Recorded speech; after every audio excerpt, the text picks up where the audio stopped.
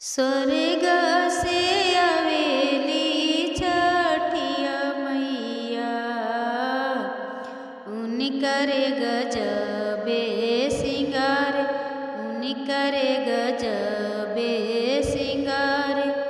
लाली डलिया बैठेली छठिया मैया, भोले बाबा बना ले कहार, भोले बाबा बना ले कहार।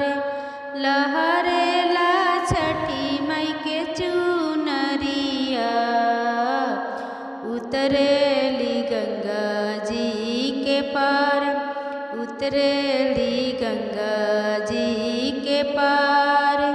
पैनी ना बालमुजी पियरिया, चली गंगा जी के घाट, चली गंगा जी के पार।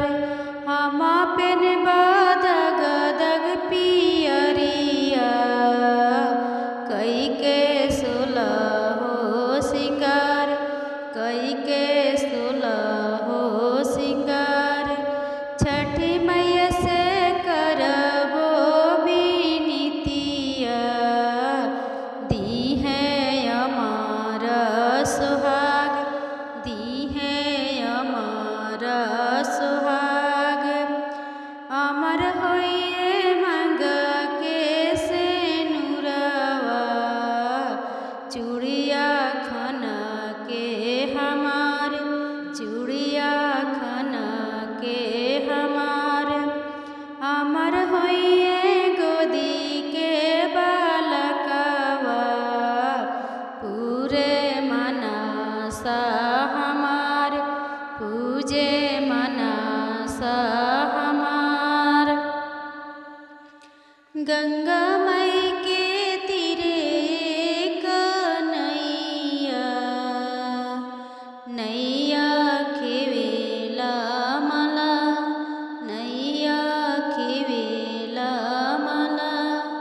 ताई नैया उतरेले गणेश जी, रिधि सिद्धि जी के साथ, रिधि सिद्धि जी के साथ। गोदिया में हंसेले रीति सब बुआ, जिनकर कोसिया भराय, जिनकर कोसिया भराय।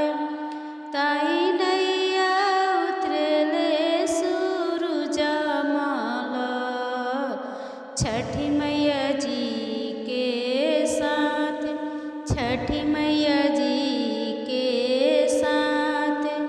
गोदिया में बैठेले रीत सब बाबू, जिनकर कोसिया भराय, जिनकर कोसिया भराय। गैया के गोबर मंगैबो, देबो अंगना लिपाय, देबो अंगना लिपाय। सविता दई के पुत्र आयुष बाबू, दी है चौका पुराय, दी है चौका पुराय।